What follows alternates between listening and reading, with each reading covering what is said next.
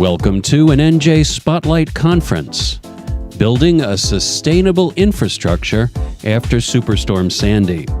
This program took place on Friday, June 14, 2013 in Trenton, New Jersey.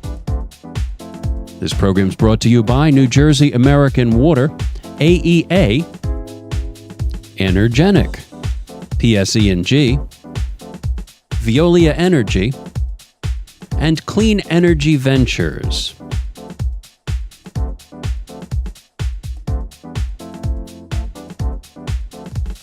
In this program, Panel 2, The Power Grid in the Aftermath of Sandy. Panelists in this program are Sarah Bloom, Vice President of Environment, Energy, and Federal Affairs for the New Jersey Business and Industry Association. Stephanie Brand, Director of the New Jersey Division of Rate Counsel. Ralph LaRossa, President and Chief Operating Officer of Public Service Electric and Gas. Dr. Edward Salmon, Chairman, New Jersey Energy Coalition and a former President of the Board of Public Utilities. And Dennis Wilson, President, Mid-Atlantic Solar Energy Industries Association. Moderating the panel is Tom Johnson, Energy and Environment Editor for NJ Spotlight. Okay, we're on our next panel about the power grid in the aftermath of Sandy. And our first speaker will be somebody everyone here knows very well, Ralph LaRossa, President of PSE&G. And I don't think anybody's been talking more about hardening the infrastructure than Ralph since this past October. Ralph? Thanks, Tom. So I'm going to sit here because we were asked in the beginning if we should stand or sit, and I want to be in complete agreement with Stephanie all the time. So since Stephanie said she's going to sit, I will sit as well. So some of the speakers. I'm glad the New Jersey Business Reporter left. I encourage this behavior. That's good. That's a first. That's good.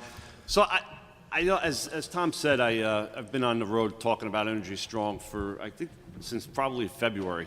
We've been having a lot of these conversations, and I look out over the audience and I see many of the same folks that I've seen at other presentations. So I'm going to go a little bit off of my normal script here and talk maybe about things in a different way than we have in the past, and not necessarily rediscuss the entire storm and why our program's aligned, but just talk about the three major things that I think are important to this conversation. The first is whether or not there's a need. The second is, what are we going to do about it? And the last one is how should we pay for it, and is this the right time? So let's start with the need. I think if you look at what PSE&G has been doing over the last 6 years, we've really tried to focus on aligning ourselves with the policy of the state. And whether that be our investments on the solar front, the energy efficiency front, or our normal course of business infrastructure investments, we've been aligning with the state policy. Clearly have aligned with the federal policy on transmission investment, and as a result have deployed quite a bit of capital over the last 6 years, being aligned with those policies. When Superstorm Sandy hit, what was clear to me was that there was a policy in place that the state wanted to rebuild and rebuild better than it was before. And I think you're seeing that across the entire spectrum of New Jersey, whether it's the conversations that you see along the boardwalk and how that's being rebuilt, to the signs up and down the New Jersey Turnpike, which talk about resiliency and the need to create a better infrastructure as a whole for a better economic development climate. And so what we're proposing here is all aligned with those needs, trying to make sure that we are doing things that support the state and where they want to go forward. Obviously, a state at this point could sit back and say, you know what, we're not going to rebuild. We'll let things, and we'll as some folks might say, milk the cow a little bit more, but that's not the decision that has been made. The decision has been made to make the place better and to rebuild. So we want to be part of that. The second thing that we've talked about quite a bit is this the right thing to do because of the weather? And I've been very careful not to take any stance on climate change, but I will repeat what I've said in many other forums. I have no idea why, but storms are making a left-hand turn into New Jersey now, where they used to make a left-hand turn into North Carolina. And I think that Steve did a great job talking about the storms that hit us over the last few years, because he went right back to things including the potential underground storm, where we had the ground shaking where it hadn't shook in the past. So I think if you put all those pieces together, there's a new norm. We heard that from Michelle, we heard it from Steve, we hear it from a number of different places, and then we also have a state which wants to rebuild better, and so we've brought this package to the table. So you then turn to what makes sense and what do we want to do going forward. Again, I compliment what Steve said. It does all start with our employees, and I am going to call Chip Garrity out, who is in the audience today and sitting in the back center of the room. Chip is our president of our IBW and follows me around to these places to make sure he knows we're supporting them. But I also think it's a clear line. Chip's almost, well, maybe has retired, I guess, from our organization, and still out here trumpeting what he feels is right, because we have been aligned so much over the last 10 years that we've been working together, and he sees the need for us to continue to invest. But just as importantly, we've seen the need to invest in the employees of our company. And again, Steve, you started off with that, and it makes a ton of sense. The second thing that I think we need to think about doing is tree trimming. We've said that all along. That's another place where Stephanie and I will be completely aligned, as well as a number of other folks. Unfortunately, we continue to run into barriers. Just yesterday or earlier this week, there was a conversation that was led by Senator Weinberg. She's trying to advocate to move some folks in the direction of additional tree trimming so we can keep our infrastructure, and lots of pushback coming from the League of Municipalities and other folks about how we do that. Maybe just a little pilot, maybe do some things. We need to trim our trees better than we've trimmed them in the past. The utilities are all in compliance with what they're allowed to do, but because of home rule, we're not allowed to do much in some towns. And that impacts not just that town's reliability, but the adjacent towns, because our lines go through from town to town. So that's the second thing. And then the third thing is all about the infrastructure. And you could look at our program and take shots at it. You could look at somebody else's program and take shots at it. But I'm going to read to you a press release that was made just a few weeks ago. And it states, Sandy caused incredible damage to our energy delivery systems, disrupting the lives of millions of New Yorkers. While we recognize that these weather events represent a new normal, our goal through our investments is to lessen the hardships that violent weather causes for our customers. That was done in the end of May from Con Edison, press release by Kevin Burke. We came out in February. So we were early. We did come out on front, but his comments, if you then look at the press release and continue down, the first thing he talks about is substation protection. The second thing he talks about is the need to have submersible equipment. The third thing he talks about is the fact that they're going to underground some wires. Matter of fact, it turns out to be the exact same amount as we've talked about, but it's going to be, instead of 30 miles and being $60 million, in New York City, which we've been saying as an industry as a whole, it's much more expensive. So his 30 miles is going to cost $200 million. Much more expensive way to underground. He continues to go on about redesigning and upgrading smart grids, and he ends with the need for gas system upgrades. Because of the same reason that Michelle said, when you have these old cast iron mains and you have the water in these hot, low-pressure cast iron mains, the water infiltrates, and so you need to make those replacements. So we stated exactly the same thing. We were a little bit up front, so that's why, Tom, you and others are sick of hearing me talk about it so much. But what we're trying to do is get the conversation going, and I think we've done a decent job of doing that. So today is just a continuation of that. And the last thing is, how do we pay for it? Stephanie has a job to do representing the ratepayers. She does an excellent job of that, and I'm not saying that because she's here. I've said that in other realms. Sometimes I'm mad when she does a good job, but she does a good job of what she's doing. And so her job is to question whether or not our returns are fair and everything else. Here's all I'll say. When we go out and get investors to invest in our system, we get two pieces of money.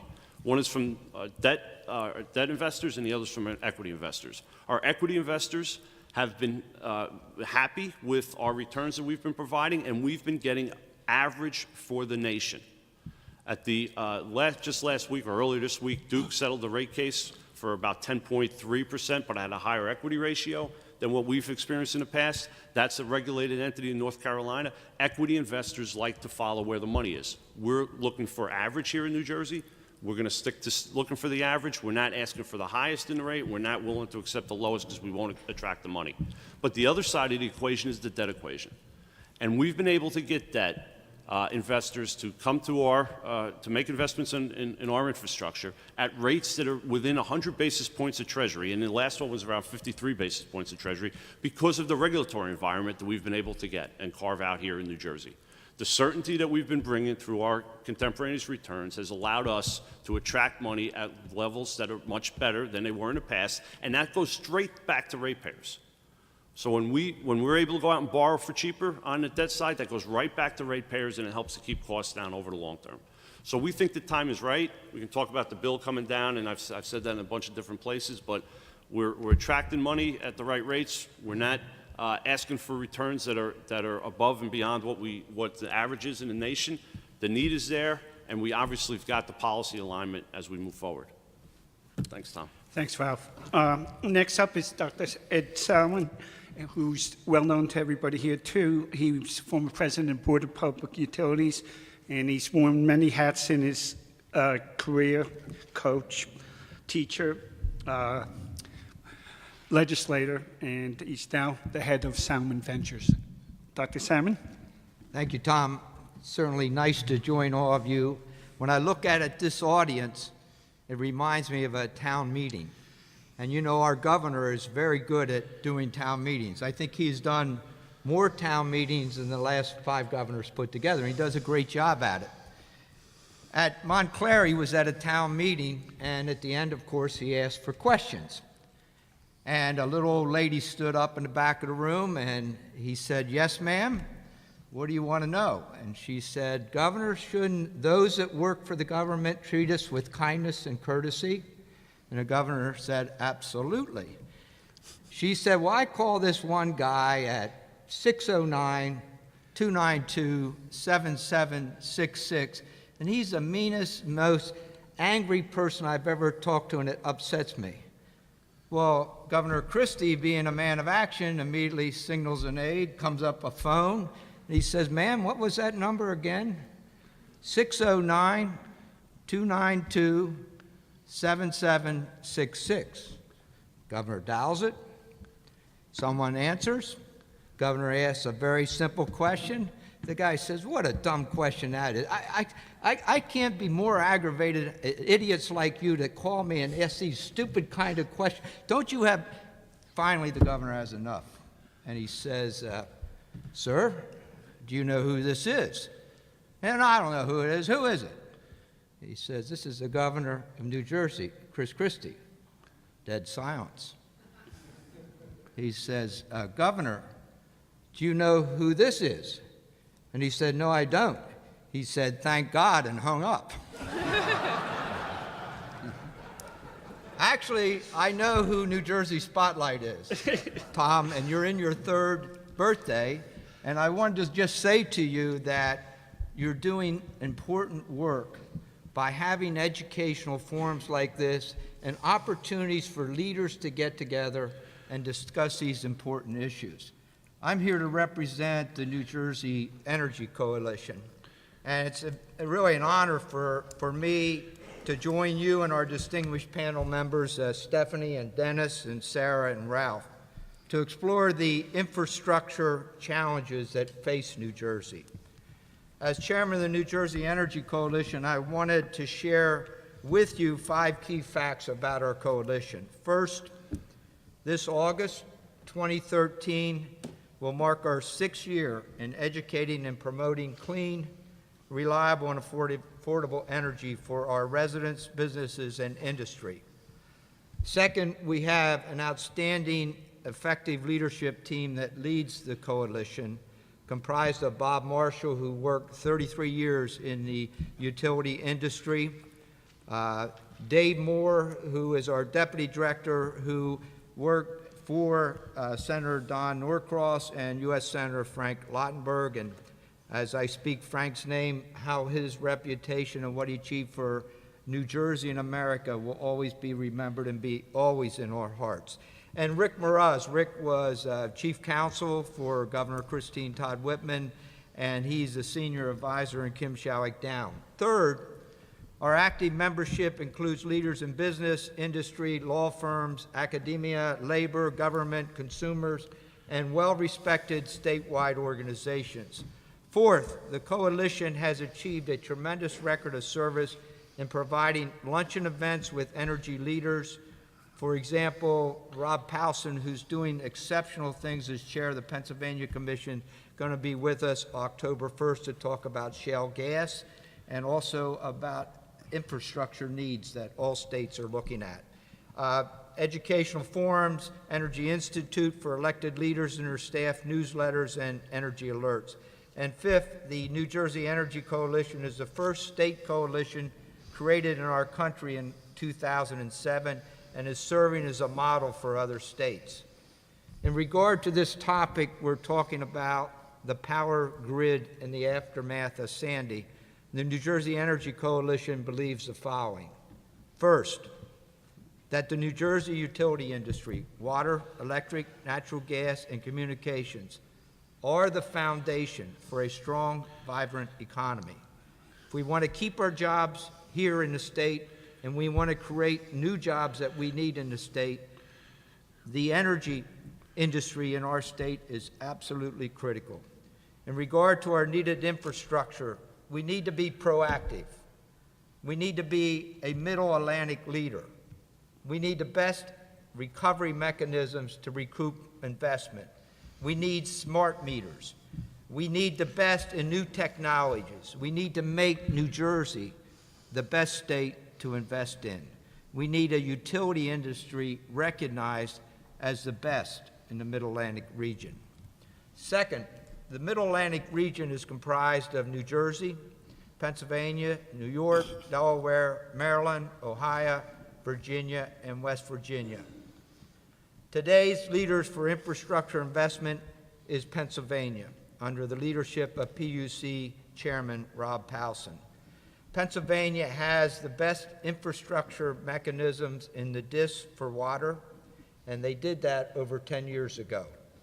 We just did ours recently. Now they're putting in place with the state legislature a DIS for electric, natural gas, and wastewater. That's why I'm looking forward for Rob's visit to New Jersey to talk about innovative ideas that we can meet and achieve the infrastructure that we need to have done in New Jersey. We need to learn from Pennsylvania, and that is why, as I said, we're going to have him as one of our featured guests. Third, and I think this is critical, the time is now. It's not a month from now. It's not a couple years from now. The time is now for us to achieve excellence. It is a perfect time for the utility industry, working with the government, with the governor, and with state government to make major investments in our infrastructures. Investments that will create thousands of jobs that will enhance New Jersey's economy.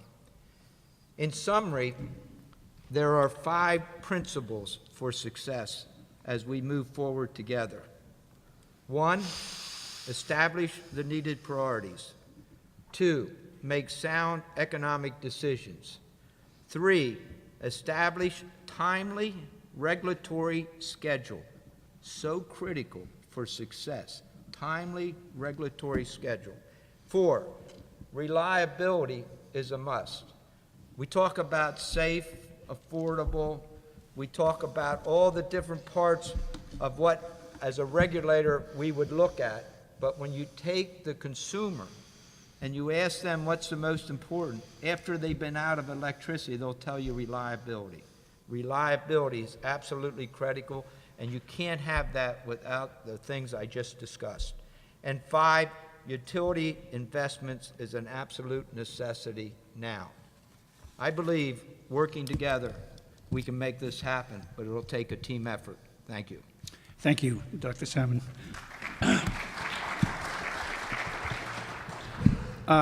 Next up is Stephanie Brandon. As Ralph noted, she's director of the New Jersey Division of Rate Counsel, and she does a great job. Thank you. Thank you, Tom. I appreciate being here today because I think we need to really start focusing on where everybody agrees and where we have disagreement so that we can start having the dialogue that we need to have in order to move forward.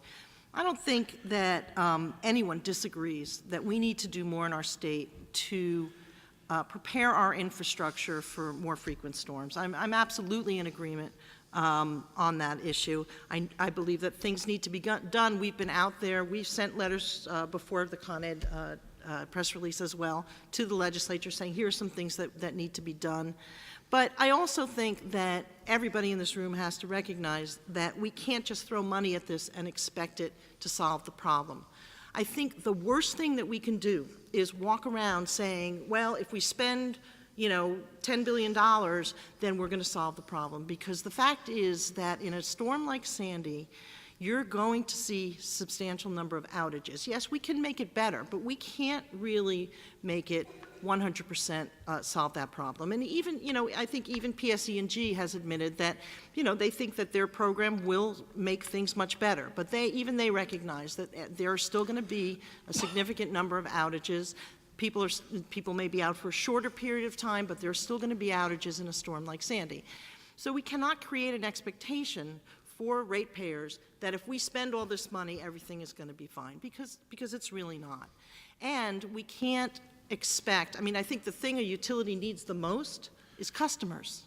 And if we do everything that everybody wants, if everybody gets their wish list, and they get their smart meters, and they get their resiliency, and they get their full weighted average cost of capital, and they get all of those things, what are you not going to have? You're not going to have any customers, because nobody's going to be able to afford to live in this state, and certainly no businesses are going to be able to continue to operate here. We already have the 7th highest electricity prices in this country, and we really need to make sure that when we spend, we don't end up as the highest in the country. So what can we do? I think what we can do is look at what makes sense. We need to rely on cost-benefit analyses. We need to look at what are the programs that will actually bring some concrete, tangible benefit to the ratepayers that outweighs the cost. And I think some of the things that are proposed by PSE&G and their Energy Strong would fit that bill. Some of the things are things that we really should be doing because they will bring a greater benefit than they will cost. But there's also a lot in there that doesn't pass muster under a cost-benefit analysis, are not things that are really going to help us withstand a storm. Things like generators for gas stations. I don't think ratepayers need to be buying that. Things like moving poles from the backyard to the front yard. This is rearranging deck chairs on the Titanic as far as I'm concerned. But making some substations more able to withstand flooding events, making selective undergrounding for certain feeder lines, things like that. Those things may make sense, and I look forward to working with the BPU, with the utilities, to do the things that do in fact make sense. But I do think that when we talk about this, we have to talk about shared sacrifice. I see that, I've heard my governor say that many times. This is all about shared sacrifice. And in that respect, if ratepayers are being asked to lay out billions of dollars, and understand, this is just, I'm on the same circuit as certainly as Ralph and as other people.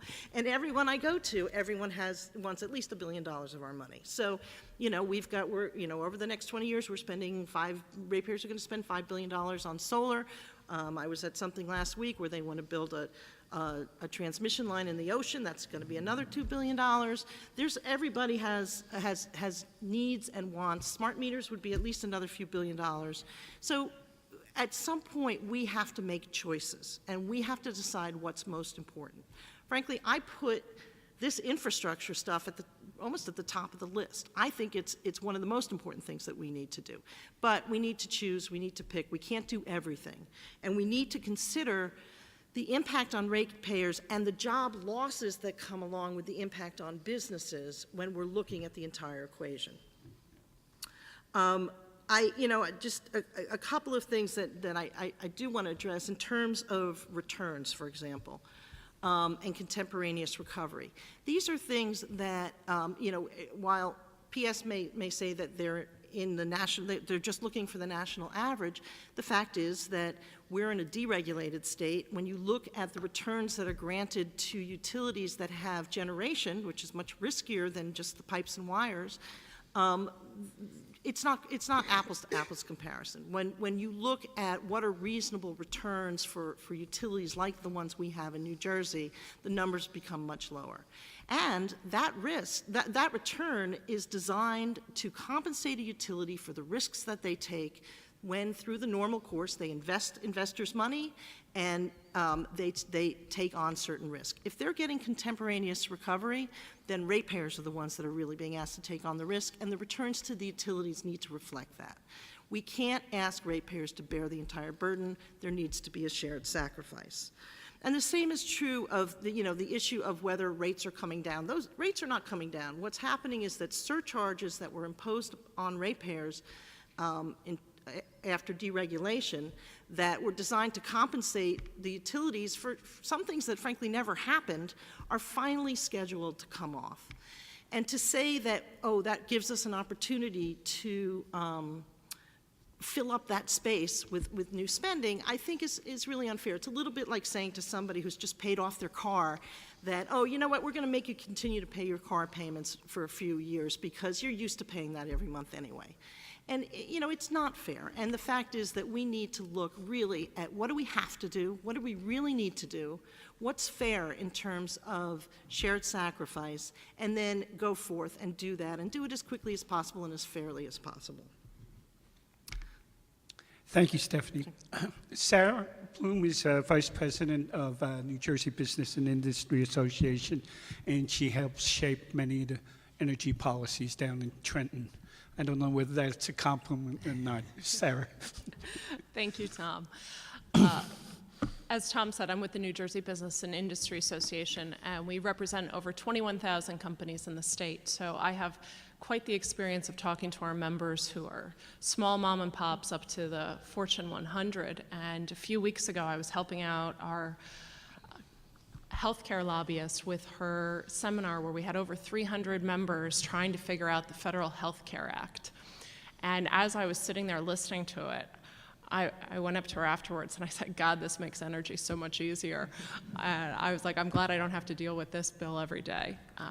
But I think that energy is very complex. And I remember 10 years ago when I sat down with PJM and they had said to me, how much do you know about this? And I said, not much, but I'm used to DEP acronyms, so I think I'm ready for yours. And they said, well, this is going to be like peeling back an onion. There's going to be many layers, and each one's going to make you cry. And over the years, I think I've found that to be true at some points, and other points not as much. But I'm happy to share with you today the business community perspective. And I think Stephanie started to touch on some of this, where we really look at this from many different angles. And it's not just the electric industry, but it is what are we doing in terms of the total cost of business. And what the BIA kind of uses as our guide is our vision for a better business community, and looking at how can we improve the climate here? How can we streamline government process? How can we grow the economy and create jobs? And how can we lower the cost of doing business? And over the past few years, those of you who have heard me testify, I've brought up quite a bit how the business community consumes 65% of the electricity in the state, so we have a very vested interest. 27% of our bill comes from government-imposed taxes and fees, and we've been trying to chip away at some of that. And as Stephanie mentioned, the TIFA tax was one of the things that we fought long and hard for, retail adder, looking at stranded costs coming off, looking at other ways, but also fighting back having those additional taxes being added on and increasing the cost, because having the 7th highest electric rates in the nation and having some of the higher costs in our PJM region impacts our business competitiveness. And just like federal health care impacts the cost of doing business, so do what your utility costs are. And so as I talk to my members, we look at ways that we can reduce that overall cost of doing business, but still have the business up and running. And obviously electricity is a crucial part to running a business. And we saw that during Sandy, as I know I was in my office fielding calls from people and trying to figure out how to get the factories in Newark back up and how to get the healthcare testing services up, and other businesses as well that just wanted to get their workers back. And at that time too, my colleague was fielding how do we file for unemployment insurance claims. So there's many different things that come into this and impacting our economy. And to be upfront, the BIA has not taken a position on any of these proposals. We have been asking what the impact is on the business customer. And again, going back to having that 65% being consumed by business, it's going to have a big impact on us. And being able to ask some of those questions of how does this overlay with some of the other requirements that BPU is doing on the utilities? How does this overlay with some of the capital plans? How does this overlay with FERC filings? And where are we looking at priorities within capital planning? And I think what was also touched on in the other panel is really important too, that we do need to have comprehensive planning. I remember being at my nephew's baptism when the first hurricane hit and trying to figure out how to get fuel to one of the water treatment facilities because their electric had gone down. And I think that if we look at it from a comprehensive planning position of how do we keep our entire utility system resilient, but also prioritize it so that we can figure this out. And just like Stephanie, we've also heard from different folks who want billions of dollars, and I think we're up over $20 billion. And looking at that in the context of what can ratepayers handle and where really are our priorities so that we can start to look at this. But I also look at it from the government perspective of how do I plan what DOT is doing? So if I'm ripping up a road, then I also know I could get the water company in, I could get the gas company in, we only have to rip it up once. Or how do I look at a grid of a town and say, okay, Verizon, you're gonna trim Main to Bridge. PSE&G, you trim the trees from 1st to 10th. Comcast, maybe you go and get the other part of town so that all the trees in the town are getting trimmed and we all have the same standards and everybody knows what they're handling. And we're willing to start having that dialogue as well and looking at where can we save on some of these monies. Another area that we've thrown out too is utilizing our infrastructure trust fund and seeing what we can do there as well so that we can get that lower cost of capital and not necessarily have the same return that you would see in a rate case so that we can save money for ratepayers that way as well. And I think we do have the opportunity to leverage federal funds at this moment, and that's part of the process as well. If we don't have to spend ratepayer money because we can utilize federal money that's available, let's do that. Or if we have to upgrade some of our public facilities, let's have a game plan so that I know over the next 5 years, here's where we want to build backup generation, and we know we can account for that. Here's our private sector. This is the amount of generation we'd like to see developed on your side. What incentives do we need for that as well? And I think one of the frustrations from the business community is that oftentimes these regulations change. So you might have filed an application in August, it may not have been processed yet, and in January the Clean Energy Fund changes new rules. And so looking at, again, having that continuity of planning, perhaps we have a 5-year capital plan where we know what DOT wants to do, what the utilities want to do, and then where else is the need as well so that we have the resiliency within the business community and we can leverage some of the already existing ratepayer programs. And looking at how can we also direct that capital and make an impact so that if it is that we need to do resiliency, we can do it where the businesses are located as well, so we can have those jobs up and running and still contributing to the economy too. But right now, we're still looking for answers on what the impact's going to be to the business community and how we can work together to make this happen so that it's not detrimental to our economic competition either. Because likewise, of equity following utilities, equity also follows companies. And they go where it's favorable and looking to make our states the most desirable, and we want to bring new businesses here and new jobs here. And so part of that equation is keeping our electric competitive. Thanks, Sarah. Next up is Dennis Wilson, President of the Mid-Atlantic Solar Energy Industries Association and the owner of Zone Solar firm. Dennis. Sure. Although I've spent the last 10 years developing solar electric systems, I've spent about 30 years in the energy industry. The first 10 of those in the 80s developing some of the first cogeneration plants connected to the grid here in New Jersey and New York and California. And during the 90s, running an energy efficiency company that made office buildings and hospitals and other facilities energy efficient by upgrading lighting and motors and HVAC. And I recently added up how much those customers have saved to date, and it comes up to approaching $250 million. So, you know, I bring a background in cogeneration, trigeneration, energy efficiency, and really have lived the whole length of the solar industry as it's evolved from one of very high cost to one where it's now the least cost provider of electricity, right, going forward if you look out over the next 20 years or so. And so, you know, I think everyone would agree that we all live in a highly electrified society. Electricity goes out, everything stops. Communication, entertainment, work, everything. And we had that experience several times in the last 2 years. You know, so I believe that we're on the dawn of a real transformation from central generation to a high percent of distributed generation. Although we only have about 20,000 solar electric systems connected to the grid here in New Jersey, they represent at peak output the equivalent of a nuclear plant. And they produce that power when it's most needed, right, at the peak demand periods of our summer air conditioning seasons. So we're really on the dawn of a major change in a 100-plus-year-old electric system, you know, that relies on millions of wooden poles stuck into the ground. And I would dare say their average age is probably 40 years or more. And since Sandy, I now find myself looking at all the poles that are leaning at one angle or another, or that have cracks, right, highly visible. You know, so we do have a real aging infrastructure in the electric distribution side. And we had critical care facilities, whether they be hospitals, nursing homes, right, or other places where people could gather, right, for shelter from the storm without power. We had diesel generators fail at hospitals, right? We had evacuations of critical care facilities everywhere. You know, and I think Sandy is just one more indication that climate change is real, no matter who might want to deny it.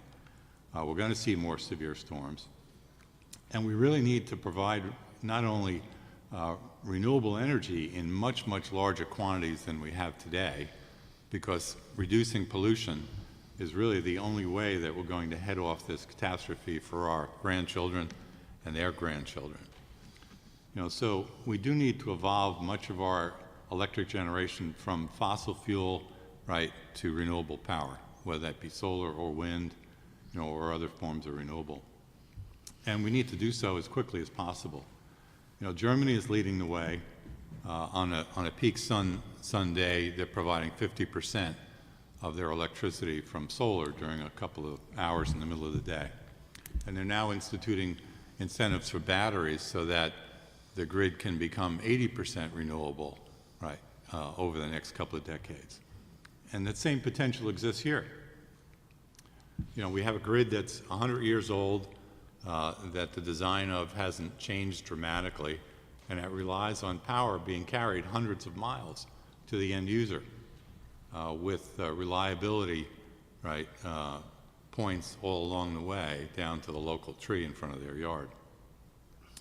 So the technology now exists, right, for solar, right, to be coupled with batteries so that that customer, whether they be a business or whether they be a home or whether they be a larger critical care facility, can mate those batteries with solar and with backup generation, natural gas, of course, for cleanliness if needed, right, and have full reliability in the event of another Sandy. So we need to focus on those kind of opportunities and incentivize those for those critical care facilities, whether it be nursing homes or others. You know, and we also need to incentivize, right, battery storage, right, which has now become cost effective. I think it's going to continue its steep decline in price per kilowatt stored as we see the electrification of the transportation industry, right, drive down the costs of electric storage. You know, so we are on the real cusp of a transformation in our electric system to one where if you want reliability in your home or business, you can have it at a reasonable cost. And you can produce part of your energy from a solar system that has now declined in cost by a factor of 3 just while I've been in the industry, and is now producing electricity per kilowatt hour at less than any new nuclear plant could. And if you include the environmental emissions of any other fossil fuel generation, right, less cost than that, and with no risk of electric rates changing due to the fuel cost change. You know, we've ridden during the last 20 years, you know, a roller coaster of natural gas prices. 20 years ago, they were inexpensive, right, down at $3 and $4 per 1,000 cubic feet. In the intervening years, they rose as high as $12 and $15, right, per 1,000 cubic feet, essentially making cogeneration uneconomic. Well, it's economic again, right, because we now have a surplus of gas again. You know, so we really need to look at these technologies and say, okay, let's look at this and have some real vision looking forward. And we need to do so in a way that dramatically increases the amount of renewable power, uses that to help electrify, right, our transportation without increasing pollution, right? And do so in a way that enables, right, the grid to remain as our backup, right? That may mean rates changing, right? It may mean that as more and more customers buy power, right, from their own solar system, right, that rates need to change, right, to keep the grid reliable for those who don't have their own generation and their own backup.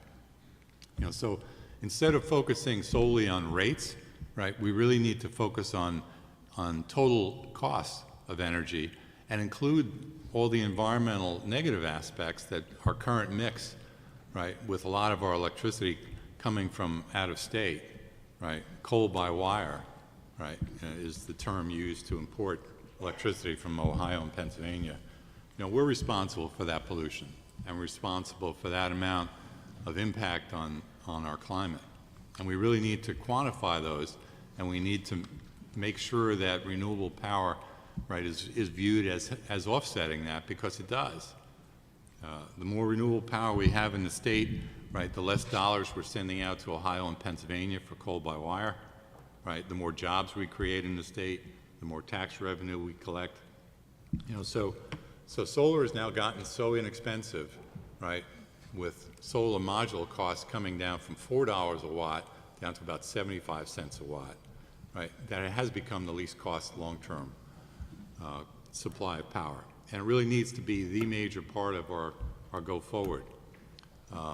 We really don't have much opportunity for onshore wind, right? There's a lot of NIMBY issues involved in siting windmills in New Jersey, given the concentration we have of population in the state.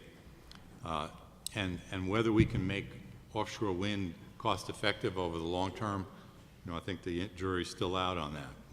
And it's a very slow process. You know, so we really do need to incentivize reliability, right, at our critical care facilities with solar, with batteries, right, with cogeneration and trigeneration, and we need to do it now, because the next Sandy may still put those facilities out of power, right, and we can't really rely on diesel power, right, and getting diesel, right, rapidly to those facilities, because that's the generation they have now. Our natural gas infrastructure is very robust. It has the capacity to supply, right, all the heating need, right, of facilities down at 0 degrees outside. So it's got the capacity to fuel cogeneration, right, for everyone, right? Natural gas is available pretty much throughout everywhere in the state, whether it be for a hospital, right, a factory, right, or residential. In Japan, they're actually installing cogeneration systems for homes that are 1 kW in size, and that can provide emergency power in the event of a power outage. So the technology is not lacking. It's really the vision, right, that needs to be increased to provide the reliability industry needs, the safety that residential and critical care facilities need, and the renewable power, right, that addresses climate change, right, and lowers our total bills in the state and lowers the export of dollars out of the state, right, for the power that we're currently importing. So we're looking for a much larger renewable commitment now that the costs have come down. and we want to educate the public of just about how low the cost is, because the benefits are there. In Germany, now that they produce large amounts of power during peak times, they've driven the cost of wholesale electricity, right, to below that, right, of off-peak electricity. This is during daytime. That will benefit everyone in industry, in institutions, and in residential here in New Jersey, right? But we need to get to that tipping point where we have enough thousands of megawatts of solar so that it dampens down peak prices. These high-cost, right, peaking generators don't really need to run, right, to the extent they do.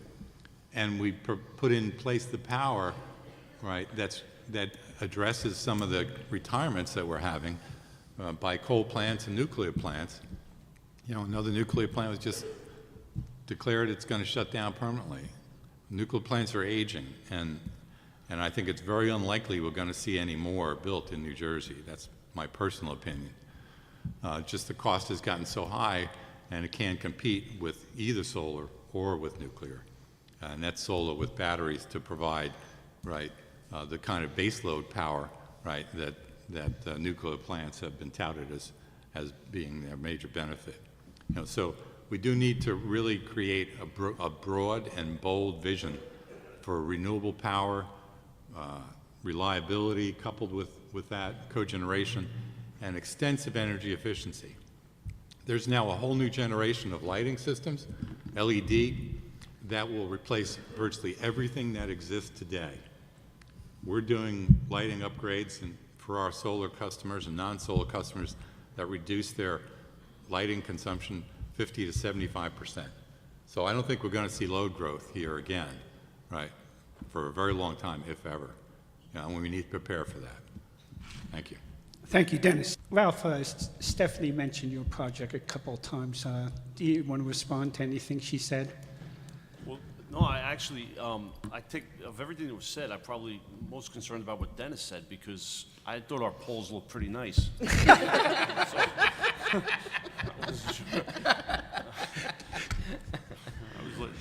There are art in some places, Dennis.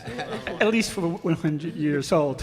Yeah, no, I mean, look, Stephanie mentioned a couple things. I think the generators were a good question, because clearly they were raised due to some questions that were brought to us by some associations. So that's a good, honest policy conversation to have, and you know, that's certainly a fair one to take forward.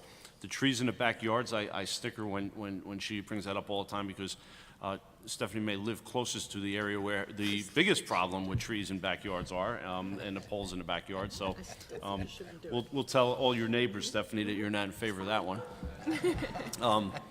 But, you know, the ROE conversation is going to be a good one for us to have going forward. You know, Stephanie can point to places. We can point to Pennsylvania. I think Dr. Solomon did that. You know, Pensie's got higher ROEs with full pass-throughs on a lot of contemporaneous activities. So that'll be a good, healthy conversation for us to have as we go forward.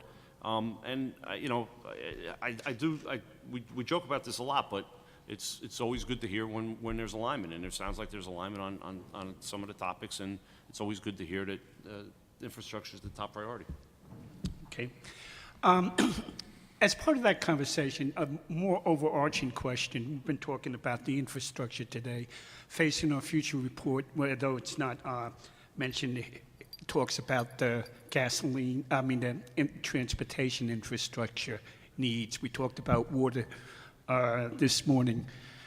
You know, and Stephanie talked about how people can't afford to live here anymore. With all these billions of dollars that the state needs to invest, should we be talking about the whole picture before we decided to spend $3 billion on hardening the power grid, or $5 billion on upgrading wastewater treatment facilities?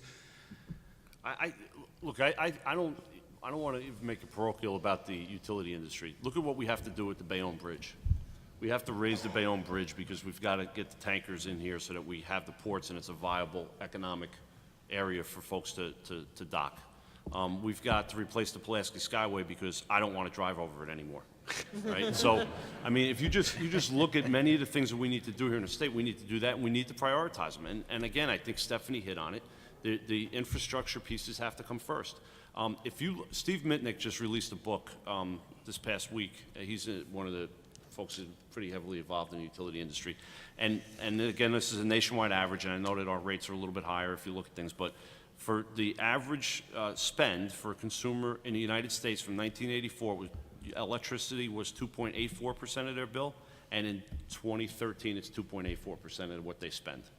So if you look at their outflow of money, it's exactly the same year over year.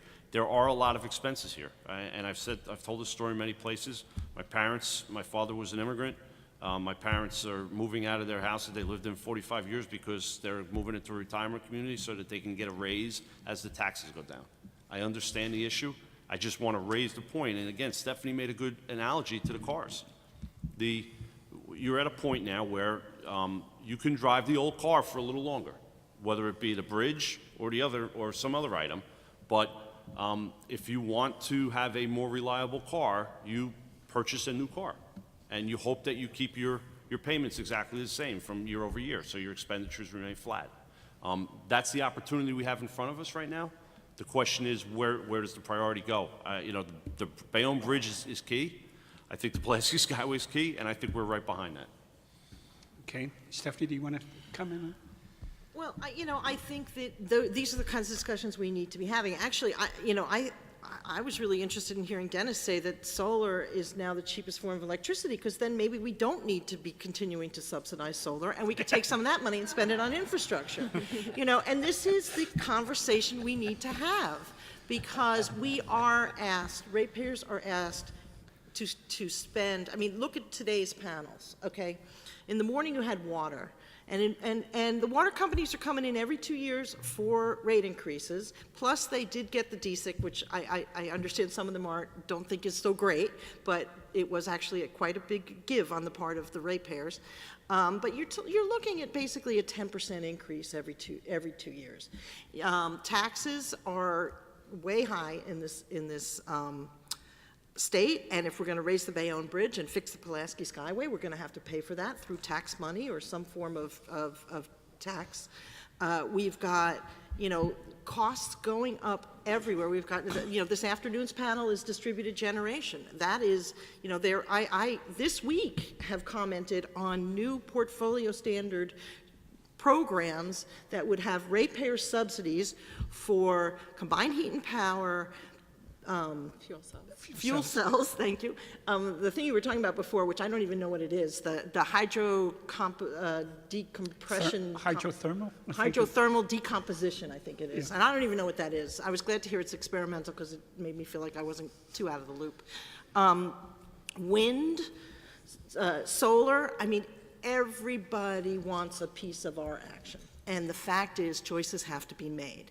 And I do think, I'll also point out that, yes, I believe the utilities need to maintain a strong position with the investment community, but by the same token, a substantial amount of the money that is earned by utilities in the state, and I'm not talking about Ralph's company necessarily at this point because he's in-state, but a substantial portion of the earnings of the utilities in the state are going out of state to their parent corporations in other states. And the fact is that perhaps some of that needs to come back to New Jersey in the form of infrastructure spending without the need to raise rates. So these are the conversations that need to happen. I think that, and I actually think that, PS is in some ways a model. I'd like to see them be more of a model in terms of focusing on their core business. That's what I want to see. I want to see the utilities take replacing pipes, wires, fixing substations as their #1 priority, as opposed to other things which I think are,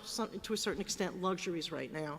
And I think we can't continue to spend money in all different places on things when the lights are going out more than we'd like to see them. Thank you. Dennis, do you want to endorse Stephanie's proposal to end subsidies on solar? I think I would just take a little bit of issue with spend money rather than invest money, because our energy infrastructure, our electricity industry needs continual investment. The question is, where do we invest it? What technologies, what systems, what locales? You know, there are things like targeted demand-side management that we have yet to embrace here in New Jersey that would mean focusing efforts, right, on reducing the load in particular pockets that have constraints in supply. And that could avoid replacing or upgrading that local transmission system that we now have coming to us, the Roseland one, and the additional reliability that it is supplying to the various substations that need capacity. So there are alternatives. We could have reduced the load in those areas perhaps and maybe not needed as big or that transmission upgrade. But Stephanie's comment about solar being so low in cost that it doesn't need, quote, subsidies, you know, I do take issue with the term subsidies. You know, the energy industry has gotten, quote, subsidies for its whole existence in order to spread the cost and spread the reach of the electric industry to everyone who wanted electricity. When a particular substation is expanded or installed, you know, the rest of the ratepayers in the whole state or in that whole utility area subsidize that particular local investment. So solar is not really being subsidized. It's really providing a service that will lower the costs of upgrades to our transmission and distribution system.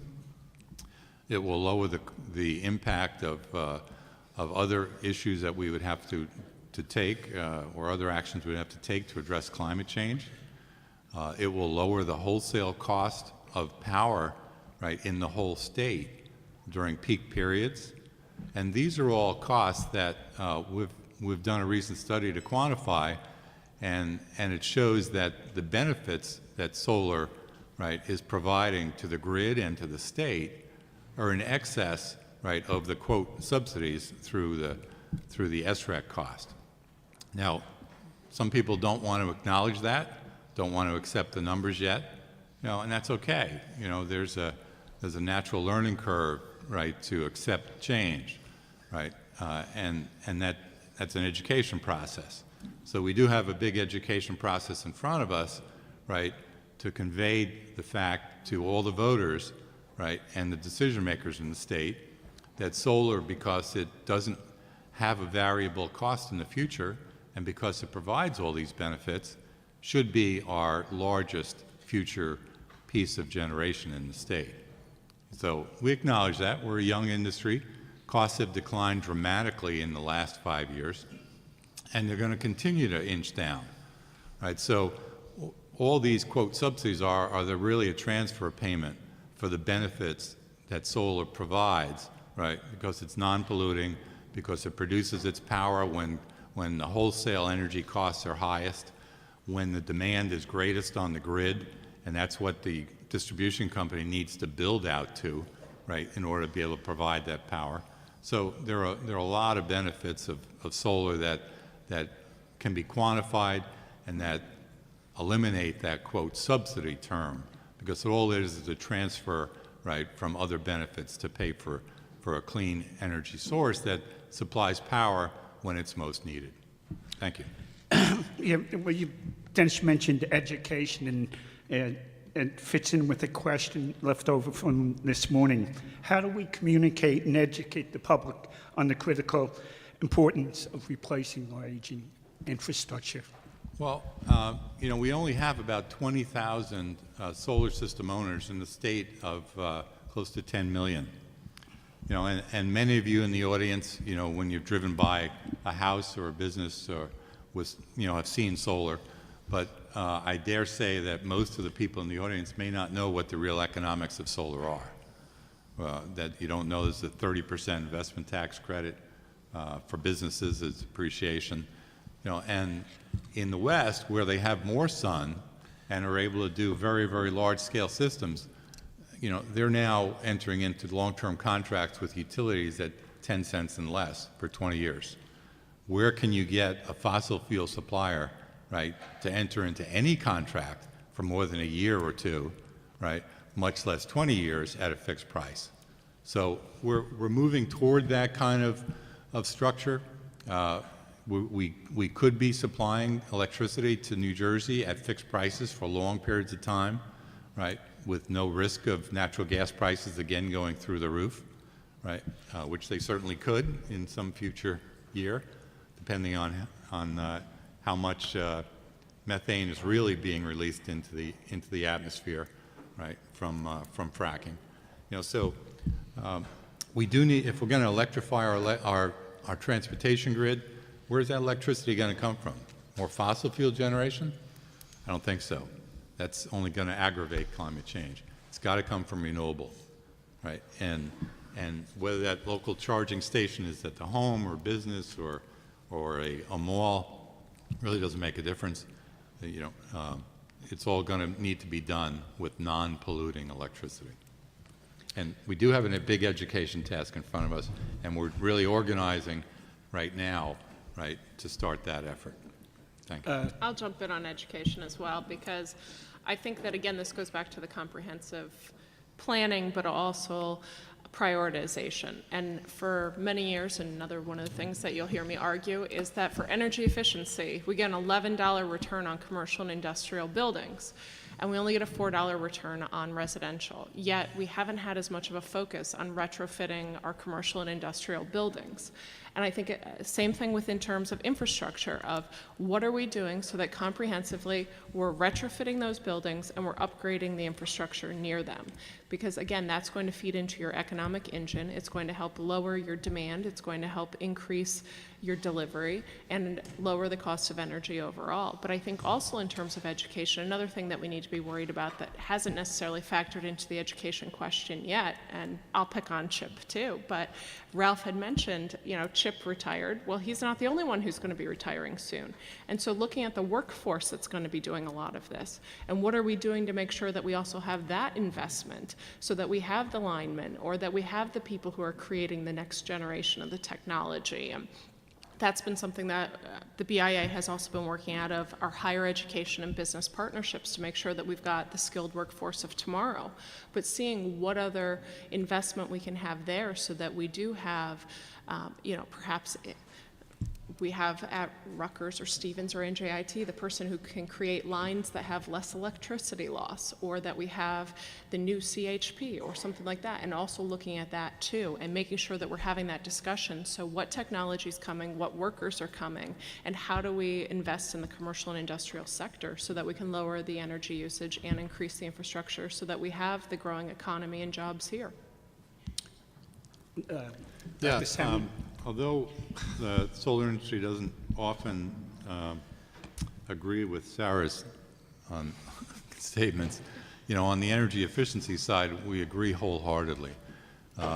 We think there's a transformation in energy efficiency and the use of energy coming very rapidly, particularly with LEDs and with smart lighting and with cogeneration and other advanced HVAC systems. So a negawatt, a saved kilowatt hour from an energy efficient investment is the least cost of any future supply.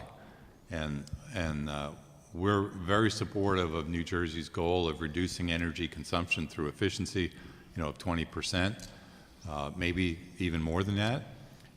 And, you know, we wholeheartedly support as much money as can be invested, and I say invested, in energy efficiency, because the negawatt is actually more valuable than a kilowatt hour produced, because the kilowatt hour produced has as its carrying on its tail, right, the pollution that came, right, along with generating that. It's very unfortunate that we lost $800 million of systems benefits charge monies that were supposed to be spent on renewable energy efficiency, right, to plug budget holes in Trenton. Typical multiplier for a dollar invested in energy efficiency is at least 3 as far as the benefits that accrue to the state and the residents of the state. So we've really lost $2.4 billion worth of energy efficiency gains that we could have had, right, by that $800 million being diverted, right? And I'm wondering why there hasn't been more opposition to that than there has been to date. We're running out of time, so I want to get to some of the questions from the audience. Stephanie, what percentage increase should ratepayers really expect to see rates go up by over the next 5 years? Well, you know, I don't think there's a single number that you can point to. I do think that the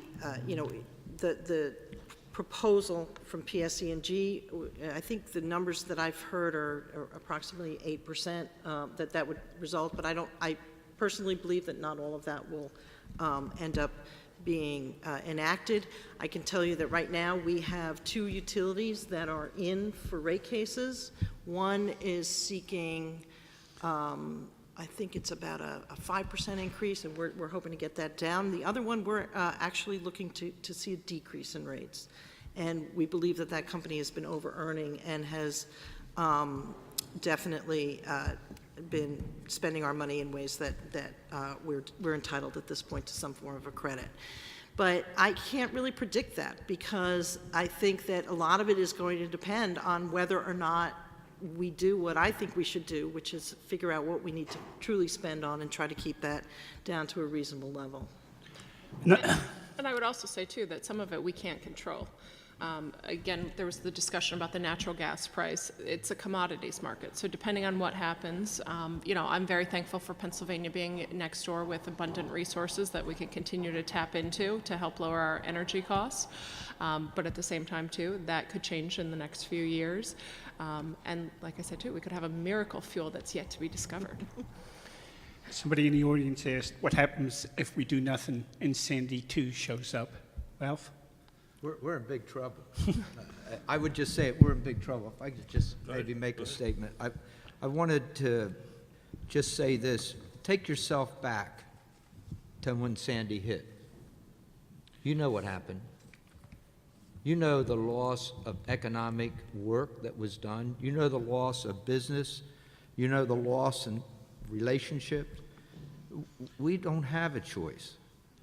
And that's why proposals are going in to make sure we have the infrastructure investment we need. We very soon forget because we get back to normal again. But it could happen tomorrow. Last night, my lights went out. All right? It was another storm that Steve was talking about that came through our area.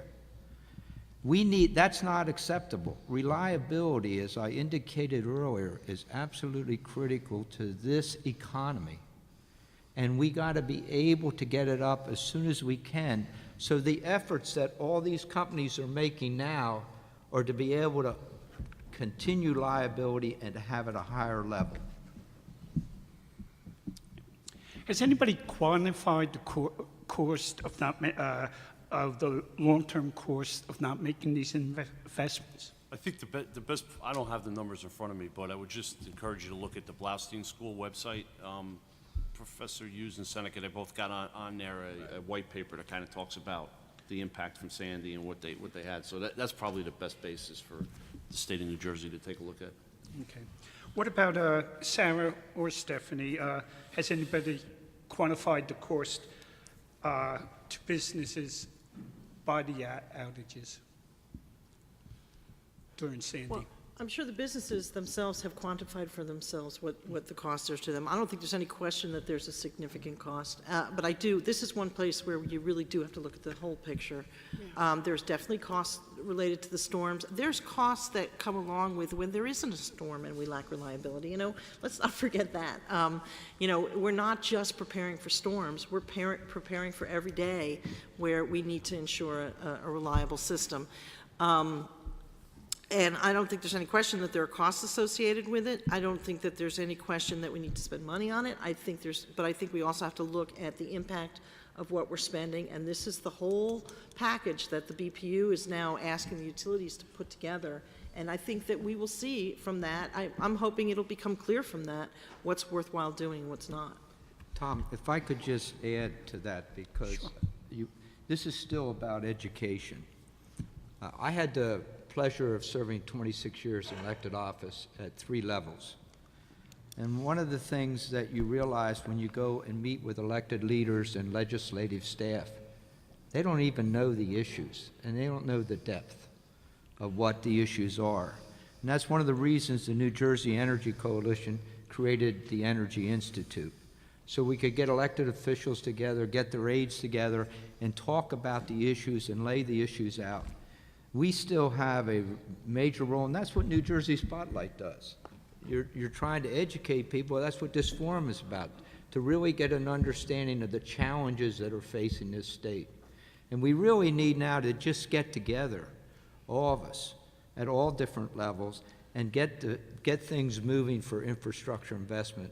Because if we don't, we're going to lose the economic position we have today, and we're going to lose even more tomorrow. Dennis talked about renewable energy being a big part of the solution. And one of the members of the audience also questioned investing a lot of money in old technologies such as natural gas when there's the nation and the state need to do something about climate change. Well, what do you say about that, Ralph? Well, I think we've exhibited in our behavior anyway that it's an all of the above. We think you got to keep looking at it. I mean, we have nuclear plants, we have coal plants that have been retrofitted, we've got gas plants, we've invested in solar, both in a deregulated and in a regulated way. We've done a lot on the energy efficiency front. We support the CHP in certain applications like that are being discussed, but it has to be a cost benefit, so that piece is out there. And then, I know that sometimes the infrastructure isn't a cool thing to do, but it's a pretty cool thing to do.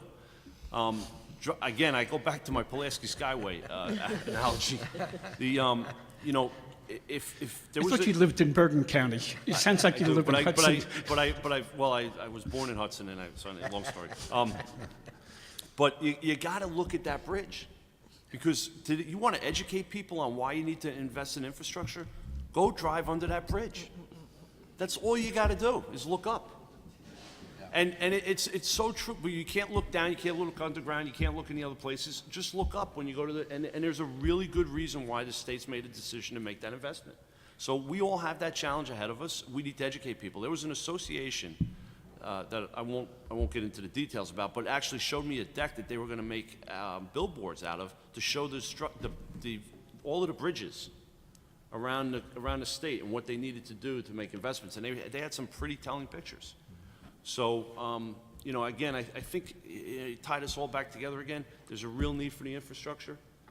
It's just that you got to educate people on what it is, and it's a picture tells 1,000 words. Is time wasting, as Dr. Salmon suggested? I mean, things are starting to return to normal.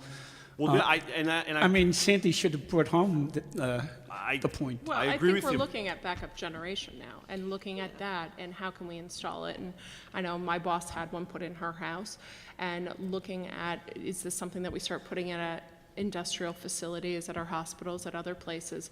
But, to Ralph's point, stationary sources aren't the problem. We've done a phenomenal job as industry of putting on state-of-the-art technology, and the natural gas plants are, ahead of the coal-fired plants and other plants. And I serve on the Clean Air Council, so once a month I get updates from DEP on this. And stationary sources are not our problem within New Jersey, because they're phenomenal now. It's our mobile sources in terms of climate change. So I don't think that having distributed generation from natural gas is going to necessarily cause a change in that. And again, looking at some of the power plants that we're looking to develop, they have state-of-the-art technology with lower emissions. I think they're 97% lower than some of the power plants we have now. And so they aren't necessarily going to be an issue. And they can provide relief in other areas. So if we look at congestion, or if we look at transmission lines, looking at the price of power, if we can lower that in some of the areas of the state by putting these plants in, that could be beneficial in other regards. Okay. We're running out of time. Does anybody in the audience want to ask a question? I'd first like to thank people when the rubber meets the road from PSE&G, as someone who's been designing and building restaurants in New Jersey for decades. Ralph, your people go way beyond what people are aware of in this room out there when these things happen. I'm in Ocean County. I'm from a neighborhood where we have 4,600 homes gutted to the exterior wall.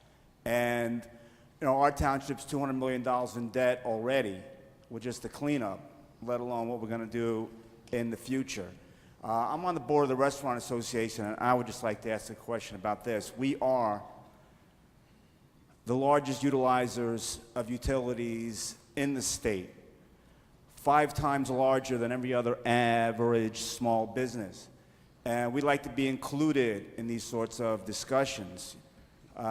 Every restaurant is a small business, but we do employ over 26,000 people in this state. And the way things are now, especially after this storm, we need to be able to respond to,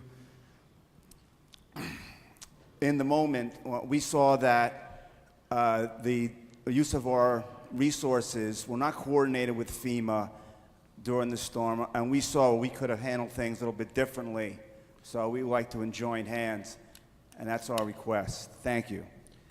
I could chime in there too. One of the things that NJBIA has is an agreement with the Board of Public Utilities and Energy Star Industrial Challenge. And when the storm hit, one of the things that I did was call up the governor's office and said, we're missing incentives for the restaurant community.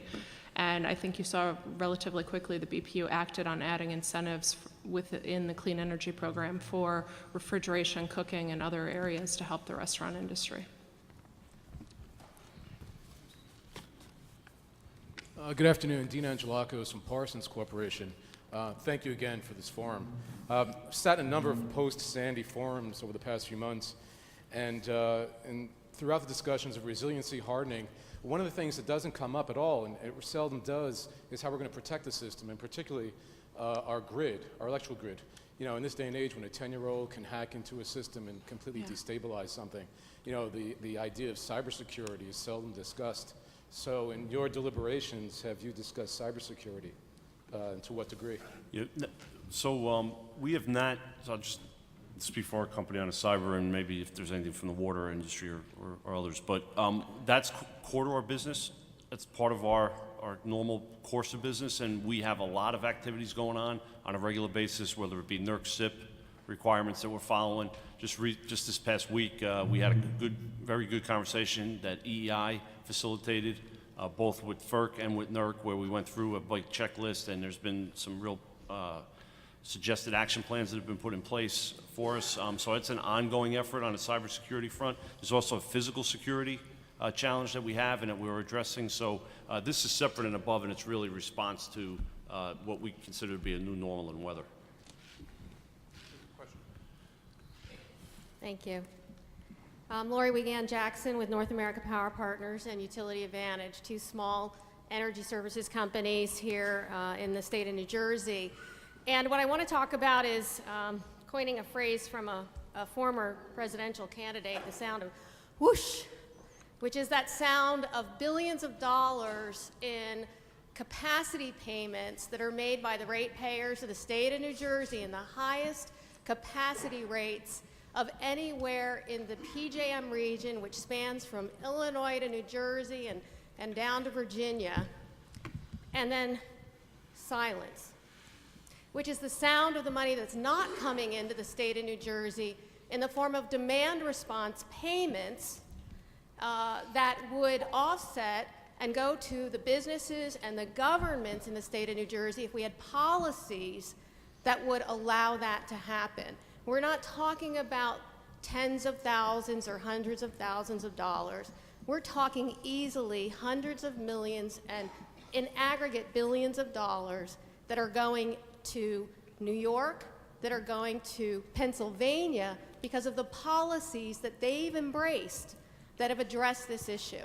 So my question to the panel is, and coming off of having worked in numerous energy master plans and raising these issues, dialogues within the government community, League of Municipalities, the AEA, and others, what is going to be different this time as we take a look at these infrastructure projects and investments to address this kind of loss of revenue to the state and significant cost to the ratepayers of the state? I'll take a first stab at this. I have to agree with you. I'm mystified by the state's policy on demand response. I think demand response is a no-brainer. And I don't understand why we're not pushing it more. I know there were some programs that the BPU started, this was probably 6 or 7 years ago, and then they just kind of stopped. And I've never understood why that is.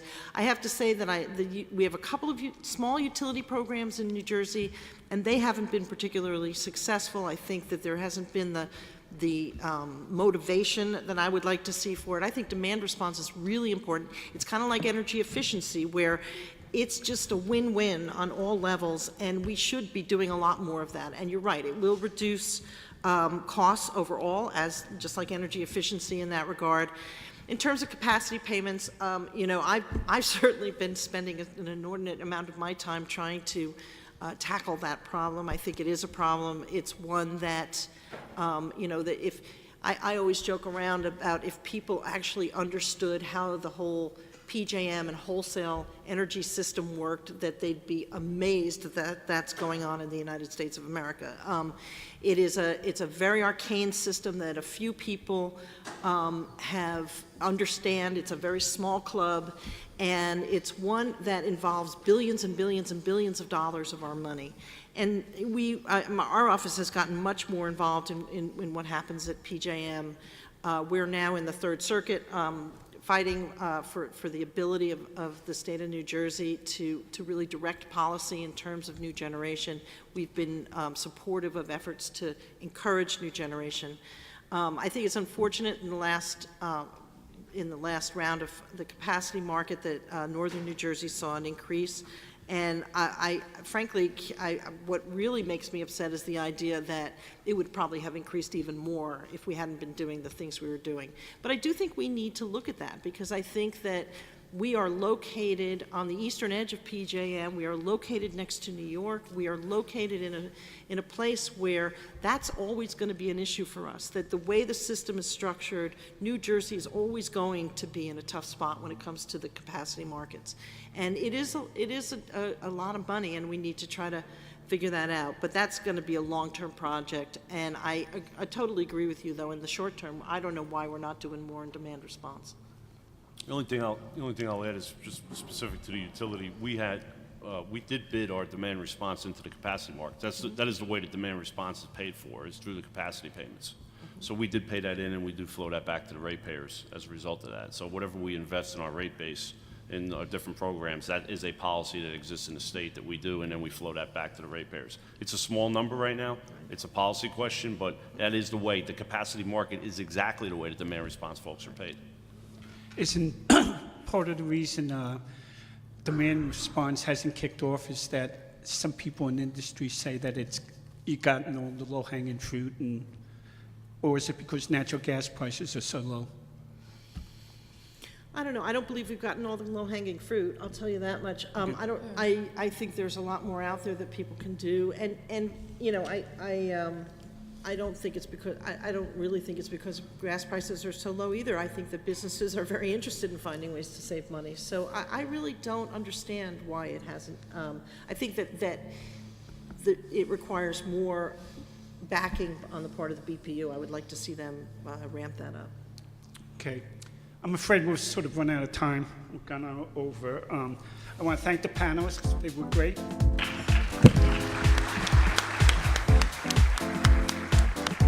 We hope you enjoyed this program. For more information, visit njspotlight.com. We produced this program in the studios of Lubetkin Global Communications in Cherry Hill, New Jersey, on the web at lubetkin.net.